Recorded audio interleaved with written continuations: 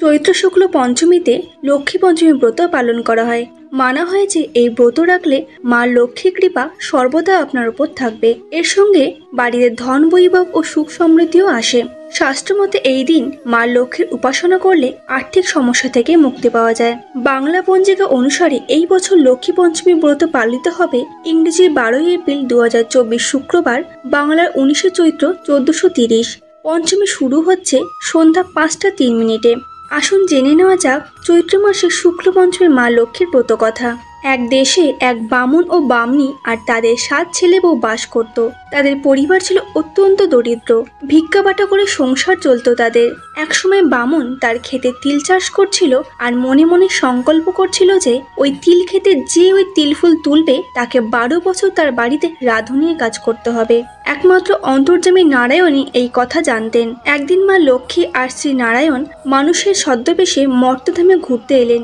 ঘুরতে ঘুরতে যখন ওই তিল ক্ষেতে কাছে এলেন, অমনি তিল ক্ষেতটা দেখে মা লক্ষ্মী নারায়ণকে বললেন যে তিনি ওই ফুটে থাকা তিল ফুল নেবেন।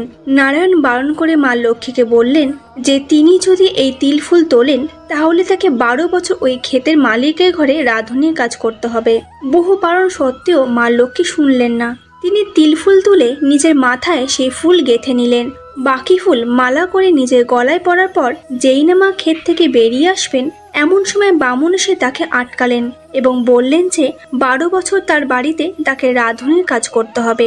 এরপর নারায়ণ সেখানে এলেন এবং লক্ষ্মীকে তার কৃতকর্মের জন্য দায়ী করলেন এবং বামুনকে বললেন যে সে এবং তার বাড়ির লোক যেন তাকে অসম্মান না করে, এঁঠো না খেতে দেয় এবং ছেঁড়া কাপড় যেন পরতে না দেয়। এই বলে নারায়ণ রথ নিয়ে চলে গেলেন। তারপর বামুন মা লক্ষ্মীকে নিয়ে বাড়ি যাবার পর বাড়ির সবাই দেখে তো অবাক। বামুনকে তাদের পরিবারের দৈন্যদশার কথা স্মরণ করিয়ে দিয়ে তাকে দোষারোপ করে বলে কেন সে আরো একটি বাড়তি লোক আনলেন। এরপর বামুন তাদের ক্ষেত থেকে তিল ফুল তোলার কথা বলার পর তার আর কিছুই বলল না। বামুন আরো বলল যে এই বামুন বইয়ের যেন যত্ন নেওয়া হয়, এঁঠো কাটা এবং ছেঁড়া কাপড় পরতে যেন না দেওয়া হয়। সেই দিনটা কাটার পর পরের দিন মা লক্ষ্মী তাদেরকে বলল তারা স্নান করে এলে তাদেরকে ভাত দেবেন, তাই তারা যেন স্নান করে আসেন। বামনি বলল ছেলেরা ভিক্ষে করে আনলে তবে তো খাওয়া হবে, কিন্তু মা লক্ষ্মী বলল যে তাদের ঘরেতেই সব আছে, ভিক্ষার কোনো প্রয়োজন নেই। এই কথা শুনে সবাই ঘরে গিয়ে দেখে যে সত্যিই ঘর ভর্তি খাবার রয়েছে। এরপর সকলেই মা লক্ষ্মীকে দেবী ভেবেই যত্ন করতে থাকে, কিন্তু বাড়ির মেজ বউ তাকে মোটেই সহ্য করতে পারত না। তাকে এঁটো খেতে দিত, গাল মন্দ করত। মা লক্ষ্মী তার এঁটো খাবার খেত না, তাই তিনি সেগুলোকে বাড়ির মধ্যে ডালিম গাছের তলায় পুঁতে রাখত। এইভাবে চলতে চলতে 12 বছর কেটে গেল। তারপর বারুণীর দিন উপস্থিত হলো, অর্থাৎ বারুণী হলো কৃষ্ণপক্ষের চতুর্দশী তিথি, যা বরুণ দেবতার পুজোর জন্য উৎসর্গিত। বরুণ দেবতা জল ও বৃষ্টির দেবতা হিসেবে পরিচিত। এই দিনে ভক্তরা গঙ্গা স্নান, পুজো অর্চনা এবং দান করেন। সকালবেলায় গঙ্গার ঘাটে মানুষের সমাগম দেখা যায়। সেই দিন বামনি তাকে বলল তাদের সকলের সঙ্গে গঙ্গা স্নান করতে যেতে, কিন্তু মা লক্ষ্মী গেলেন না। শুধু 5 কড়াকড়ি বা 5 কড়ি বামনিকে দিয়ে বলল মা গঙ্গার পুজো দিও। তারপর বামনি ছেলে বউ সবাইকে নিয়ে গঙ্গা স্নানে গেল। স্নান শেষে মা লক্ষ্মীর দেওয়া 5 কড়ি দিয়ে পুজো দিতেই মা গঙ্গা স্বয়ং 4 হাত তুলে সেই পুজো গ্রহণ করলো।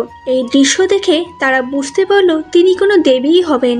এই ভেবে সঙ্গে সঙ্গে বামনি সমেত সকলেই বাড়ির দিকে ছুটলেন মা লক্ষ্মীর কাছে ক্ষমা চাওয়ার জন্য। এদিকে বাড়ির সকলের অনুপস্থিতিতে শ্রী বিষ্ণু এলেন রথ নিয়ে মা লক্ষ্মীকে নিয়ে যাওয়ার জন্য। যখন মা লক্ষ্মী নারায়ণের রথে পা দিতেই অমনি বামনি এসে তার পায়ে পড়ে ক্ষমা চাইল। মা লক্ষ্মী তাকে বলল তারা যেন সকলে ভাদ্র, কার্তিক, পৌষ, চৈত্র মাসে শুক্লপক্ষের দিন মা লক্ষ্মীর পুজো করে, তাহলে তাদের আর কোনো অভাব থাকবে না। তারপর তিনি নিজের পরিচয় দিলেন এবং বললেন ওই ডালিম গাছের তলাতে ধনরত্ন পোতা রয়েছে, আর বড় বউয়ের জন্য একটি রূপোর কৌটো রইল তার ঘরে, এবং মেজ বউয়ের জন্য তার ঘরে ঝাঁপির মধ্যে রইল একটা হার। বাকিদের সবার জন্য কিছু না কিছু ধনরত্ন রইল। এই বলে সবাইকে আশীর্বাদ করে মা লক্ষ্মী নারায়ণের রথে উঠে চলে গেলেন। তারপর ডালিম তলা ঘুরে ধনরত্ন বার করলো সবাই। তারা বুঝতে পারলো মেজ বউয়ের এঁঠোগুলো মা লক্ষ্মী পুঁতে রাখতো ওই ডালিম গাছের তলায়, আর সেগুলোই এখন ধনরত্ন হয়েছে মা লক্ষ্মীর দয়াতে।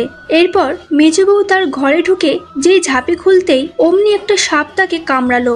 সবাই বলল মেজ বউ তার ব্যবহারে উপযুক্ত শাস্তি পেয়েছে। এরপর বড় বউ যেই তার রূপোর কৌটোটি খুলল, দেখলো সেটি ধনরত্নে ভর্তি। এরপর থেকে তাদের আর কোনো অভাব অনটন থাকলো না। তারা ঘটা করে লক্ষ্মী পুজো দিলেন।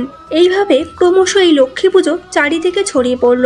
চৈত্র মাসে যারা এই লক্ষ্মী পুজো ও ব্রত পালন করে তাদের সংসারে ধন ঐশ্বর্য থেকে শুরু করে কোনো কিছুরই অভাব থাকে না এবং সেই সংসারে মা লক্ষ্মী অধিষ্ঠান করেন। তাদের কোনো দুঃখ কষ্ট কিছুই থাকে না। কেমন লাগলো আমাদের আজকের আয়োজন? ভালো লাগলে অবশ্যই লাইক করতে ভুলবেন না। ফিরে আসবো আবারও অন্য কোনো তথ্য নিয়ে। ততক্ষণ ভালো থাকবেন এবং এই রকম আরও সনাতন ধর্ম সম্পর্কিত ভিডিও পেতে আমাদের পুরাণ কাহিনী